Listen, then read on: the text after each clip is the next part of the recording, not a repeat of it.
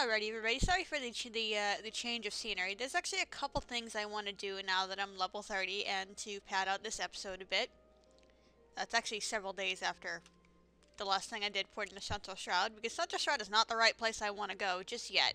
But I'm gonna go to New Granada here first, and because it's closer. This is a quest I was talking about before, to get to the White Wolf Gate, to get to the upper part of Central Shroud a little bit easier.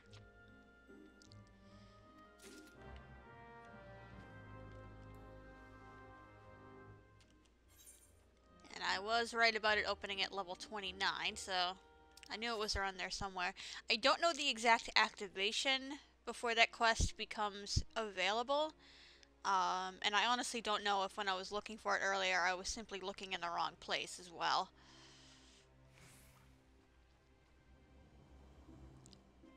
So I'm gonna just do that real quick, because if I don't, I'm going to forget about it.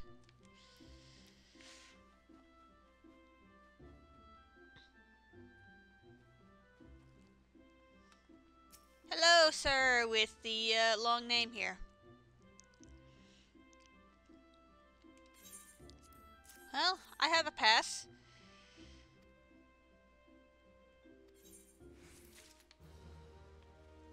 It's just a random side quest, yeah. Alright, so yeah, you can talk to him, get out of this gate, but it's also going to be available right from the Aetheryte, in the center of town, obviously, as well. That's good. It's actually the only quest like that. You don't have any access to any other gates in the other main cities that you need to unlock or anything like that. Everything is done right off the bat. So the next thing we're going to do is talk to this troubled adventurer right here.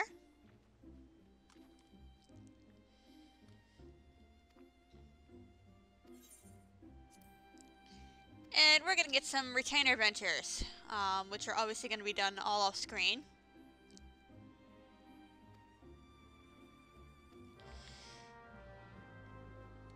Now, I haven't really gone into discussion of any retainers or anything like that, but basically they're your shop horse. And as of a couple patches ago, you can actually level them up as some of the classes that you've leveled up as, and you can set them off to the wild to bring you back crap and such. And you pay them with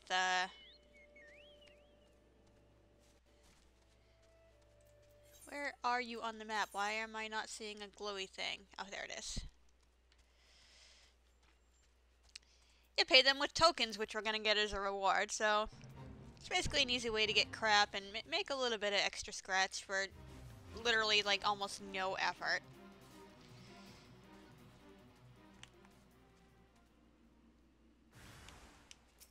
Hostile presence, oh no!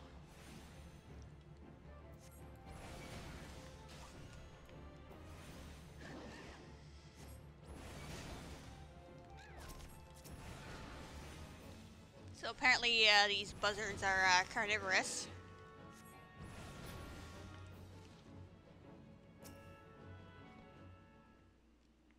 Let's have to pour that out.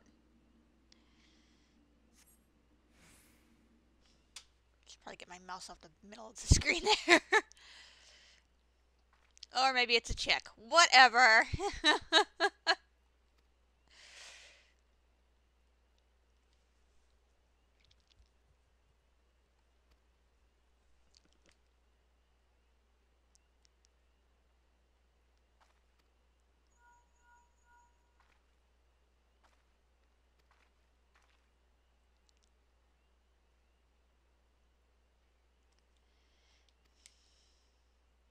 Oh, what a coincidence.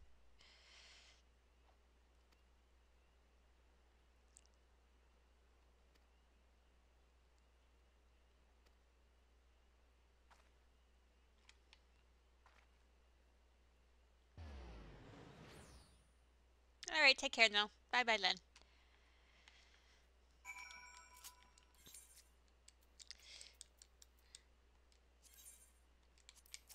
So back to Granada we go. Again.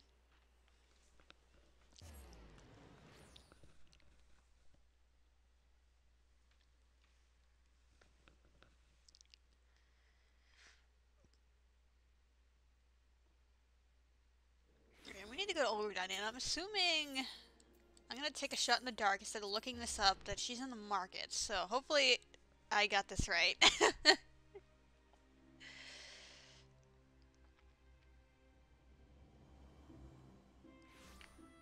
Yes, okay. For once, I'm not being an idiot! Hooray!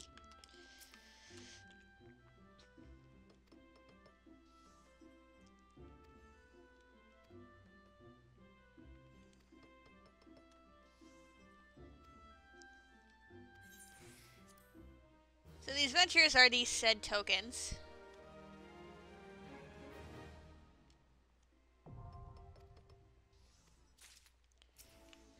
So I'm gonna summon mine. I need to post. Apparently I sold everything that was in my shop and made 42,000 gil. Okay, alright. So basically we have to pick a class for them. And it can only be a class that you've leveled up yourself. Get rid of that thing, you can read it if you want to. So see how like a lot of these are unavailable, and we have to actually equip them with stuff. Actually, no. I'll just make my thaumaturge and level it up as I go. Now you can change the class at any time, but it automatically is going to reset down to 1 regardless of where you were before. Do I have anything? Yes, I do. So basically you just have to have a weapon on them for them to undertake the venture here. But you can equip them with other stuff, and eventually you will unlock other ventures that will give you more experience or better items or things like that. And so gearing them up is good, but not really necessary if you're just doing the cheap shit stuff like I'm probably going to be doing. So I can have them like run in the field for a while and get a crap load of EXP for it, except it takes 18 hours for them to do that, so that's a good way to level them up. Or I can have them get me back a bunch of shitty trash loot. All the Disciple of War and Magic classes all have the same hunting stuff.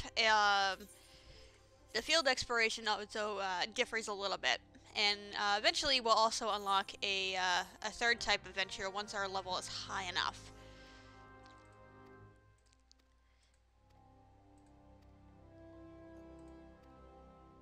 So basically this doesn't affect my ability to put crap in my shop or anything like that.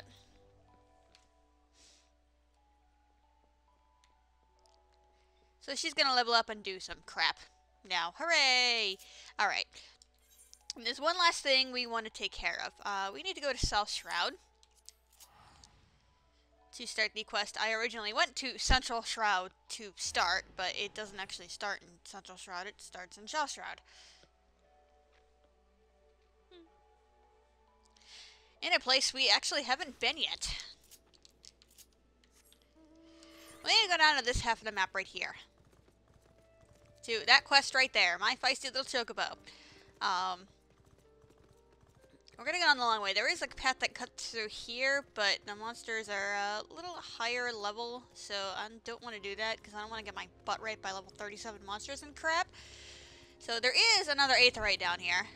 Once I zoom on the map, you can kind of see it. So we're going to attune to that.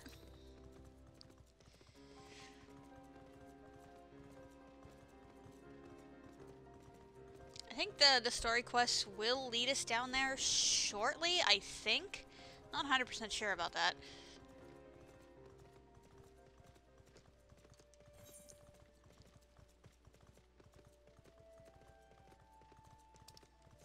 Just making sure I'm going the right way over here.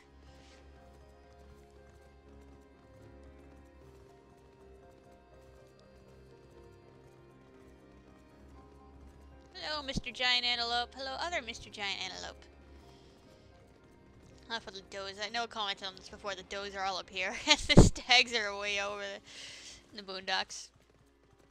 Alright, so now we're gonna get some experience for our new locations and get away from me, you stupid condor. Yeah, that stupid guy will kill him for me. some Moogles over there to the left.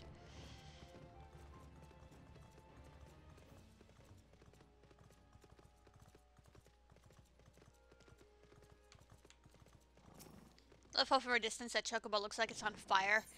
Actually, no. Just want to get rid of that stupid thing. So let's attune to the Aetheryte here in Camp Tranquil. And we want to start this quest right here. Hello!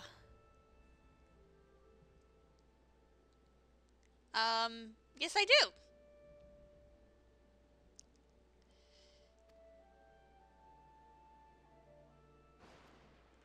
Alrighty. So now we actually have to go to Central Shroud, sorry.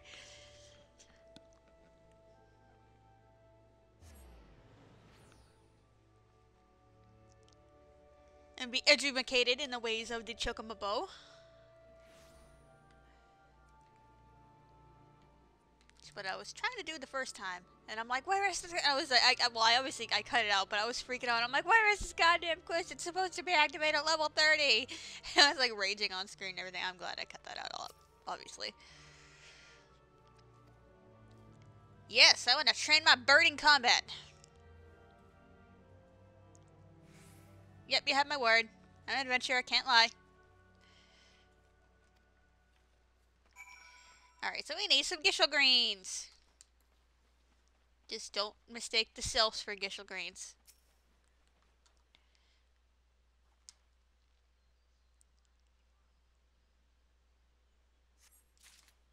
Alright. So we just raided the poor man's garden. But it's okay. They make a living off of doing this. Yes, I have!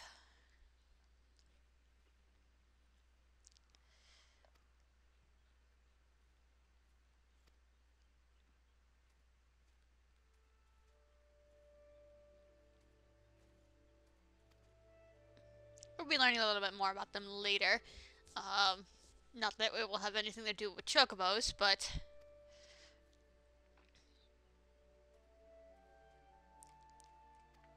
Alrighty!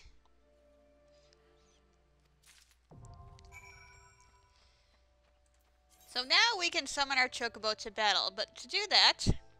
I love the artwork there, wow. We need some Gishel Greens. So we're gonna go to the vendor down here, and we're gonna pick up a stockpile of them.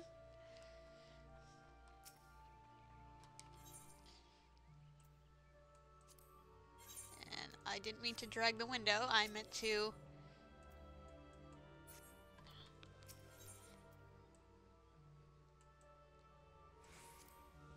There we go. Okay. So we're gonna pick up a bunch of them. Oh, and they actually gave us a free one. Alright. Now I gotta figure out... I'm gonna put it in a special corner of my inventory. I always put the important stuff in my inventory in, like, the corners. So, Trusty Sidekick is now summoned! Hooray! These tooltips actually aren't helpful anymore. Alright, so we have actually a little menu open to us now. I think we've actually had this menu before. But now we can actually level him up as well. And he has several different stances. Right now he's just on free stance because he hasn't learned any skills. But eventually as he levels up, we can add skill points and level these actions here. And we can actually order, once we actually unlock each stance, we can order him around. The tank stance, I'm going to tell you right now, sucks. But the free stance, the Chocobo will actually best decide in the current fight what abilities to use, and they're actually really smart about it. So unless you wanted to exclusively heal you or exclusively attack, you can pretty much keep him on free stance the entire time, and you'll be fine. Like attacker stance actually has an ability later that can, in the high level, that can stun. And he's actually really smart about stun locking the deadly enemy. Like he'll like stun lock bad breath from a marble for you. Like he won't use it right away when it's off his cooldown. He'll wait until there's something decent to stun before he uses it. So they're really smart about that. So, which is really good. Now originally, when the first game came out, and I actually accidentally unsummoned him, but that's okay. They only stay out for 25 to 30 minutes. Originally, you could not ride any mounts while you had a Chocobo Summon, but now you can, which is totally awesome.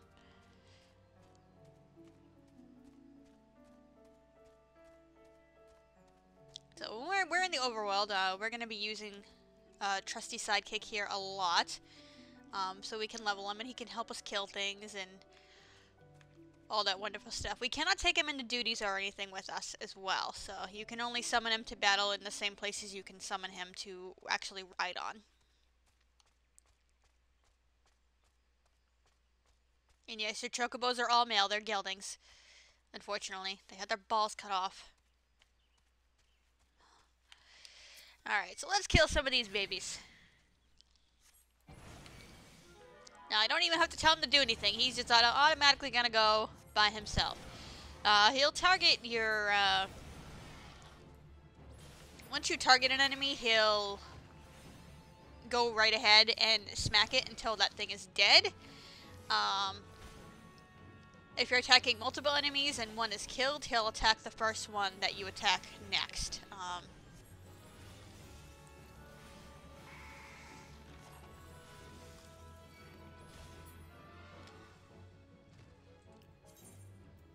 So once we level up our Chocobo, this is the whole skill points crap. And see, he's already level 1! Now we're gonna go attacker stance, because attacker stance is awesome. We're not gonna need a healer stance. I'll eventually want it for later, but...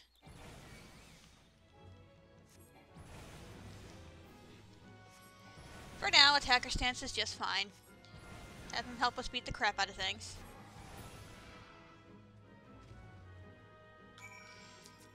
Alright. So let's get back on ya.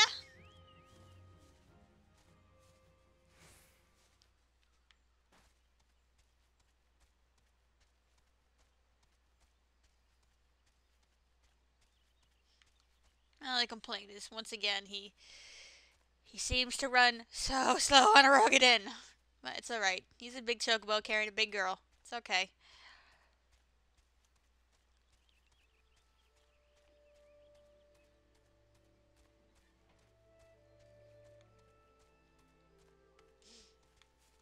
And your chocobo actually doesn't have to actually land any hits or any attacks on anything for him to get credit for your kills.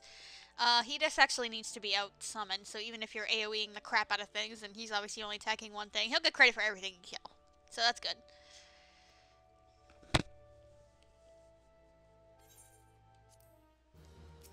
So hooray! So now we're going to actually learn about Chocobo Raising.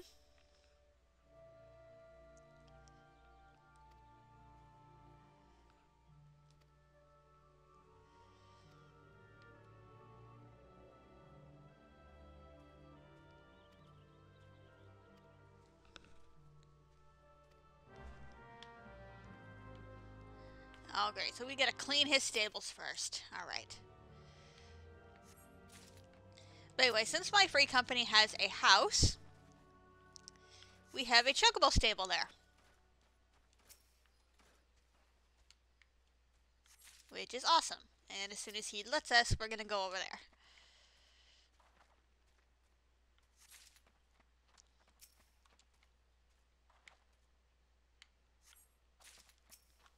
Alright, I cleaned up your bird stuff. We gonna turn this into compost? Maybe? Grow some more gishel greens? Perhaps?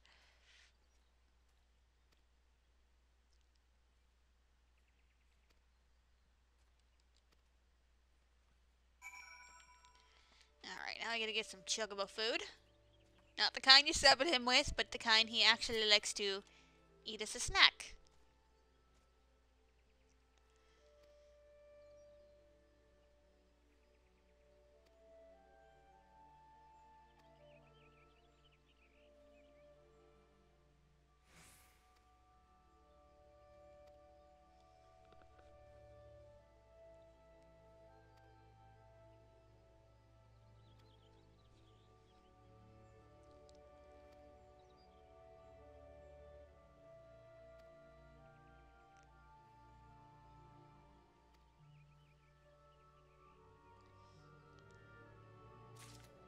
Hooray! Alright.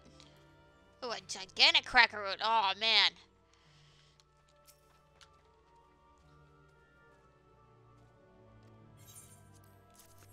Yeah, she gave us a whopper.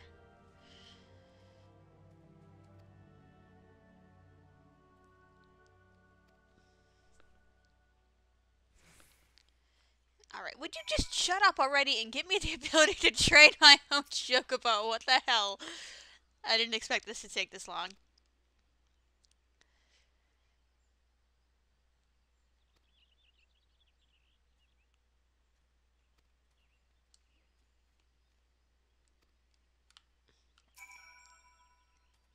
So we're gonna give some feed to little Leia over here and make her very happy as she nearly kicks me in the face. Yeah. I know we're trying to teach her commands or anything like that, but she's kicking me! I don't think that was intended. But she's also very happy now, so...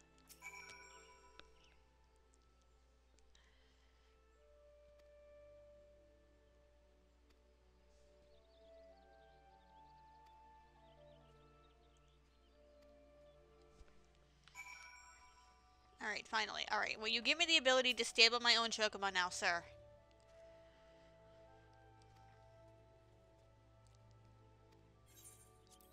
Hooray! So we get a bunch of cracker roots for our trouble.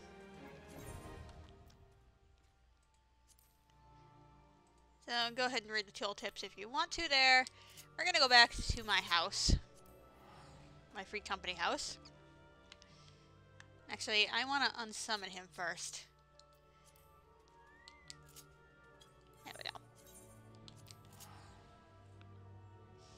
Now, having a Chocobo out does count as a party member, so yeah, you can't queue for duties with him out, and it will kick you out of the queue if you summon your Chocobo while you're waiting. I've made that mistake a great many times, so just be careful about that. It's nothing worse than sitting for 45 minutes in a queue and then be like, oh, I'm bored, I'm gonna raise my Chocobo, and then kick yourself out of it, which is really annoying.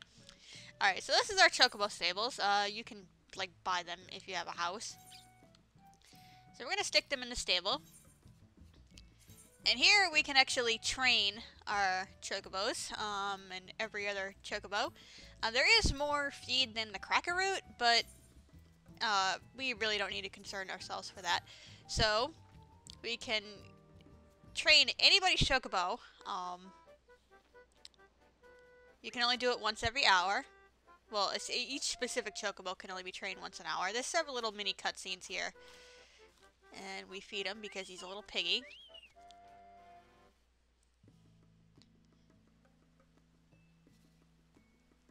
And at least with the cracker roots, you can only get 1% for every training session. This doesn't mean much now, but once you get, this is my actual other Chocobo on my main character. Once you start, yeah, see my level Chocobo's level 16, alright, so on my other character, and it takes a very long time, because eventually they take way too long to level up killing monsters. Like, you only get, like, maybe at max 250 experience a kill. And my level 16 Chocobo right now, well, I say mine as in my main character, requires almost 3 million experience to level up said Chocobo. It is ridiculous. So once you start to hit level 10, well, actually, even probably it's starting at level 7 or 8 or so, training becomes really invaluable because it gives you so much more experience in an hour that it would take you, like, several, in the overworld and stuff like that. You can actually buy seeds to build to grow your own cracker roots in these gardens and whatnot. We have members of our free company, myself included, who already do that. And you can just buy them off the market boards and such. So when I'm not playing, I'm going to have them stabled. So, and why did I move there? So myself and anybody can train my Chocobo a little bit. You cannot reach a new level in the stables, though. You actually have to take him out and have him kill something in order to get the new level. So you can't just level him up indefinitely in the stable. So we're gonna unlock one more thing before we end the episode. I actually didn't expect to be recording this long, so apologies. I was trying to pad out a really short episode, and it's gonna turn into a really long episode now, but it's alright. Now, I'm trying to find where it is. It's a very specific thing I want to unlock. And I thought it was here.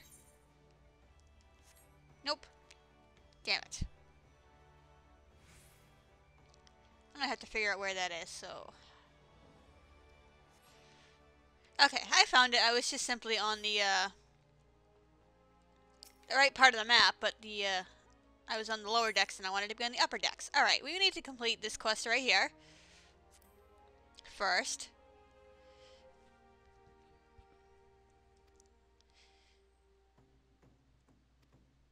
Yeah, drunk people leaving crap around, and then coming back a week later to see if you found it. I hate that.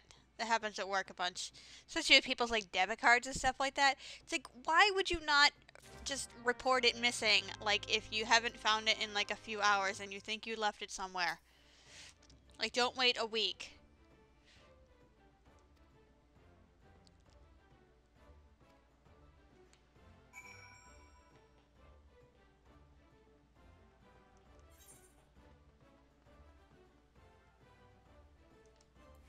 Okay, we need to go to ferry docks. Where the hell is that?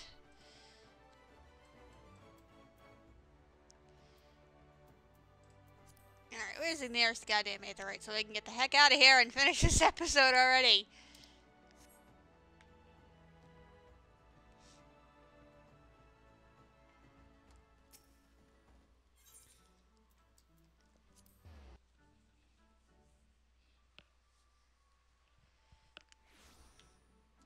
Alright. Down on the docks we go.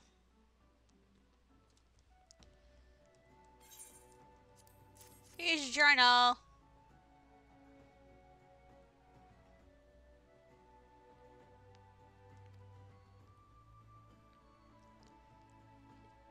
No, I don't care if you have a movie script written in there. No.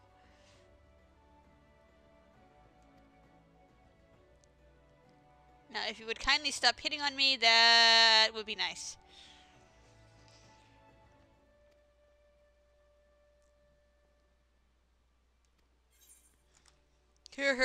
Whatever.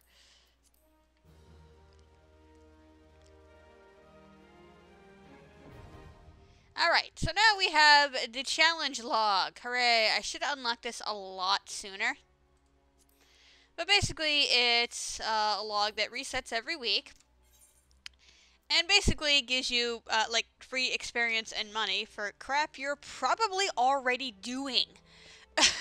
Like, dungeons and guild tests and fates and whatnot. So these are great ways to ultimately, level a bit and stuff like that. There's actually one for your chocobos as well, so you can help level your chocobo.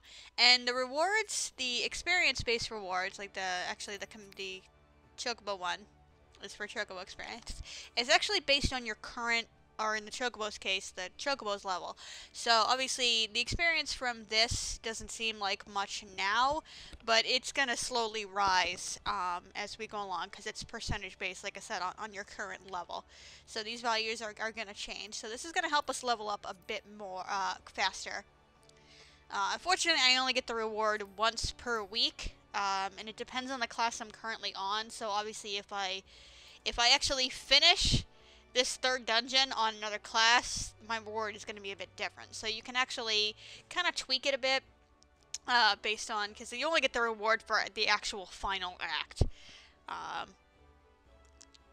So you can actually do like 3 dungeons on a 2-level dungeon on a high-level character, and then get the third one on a lower level one. If you only want to do 1 dungeon on that crappy class and just want to level it for the sake of leveling, but don't want to do the most minimum amount of work. So that's awesome. So we're going to periodically get rewards from these. Like, even commending people gives you experience and stuff. So that's really awesome. So that's going to help us level this and our other classes a little tiny bit faster. But now I'm going to finally end this episode. And next time we're going to take care of our level 30 thaumaturge job stuffs, and eventually we'll get to this dungeon over here. So thanks for watching, everybody, and I'll see you later.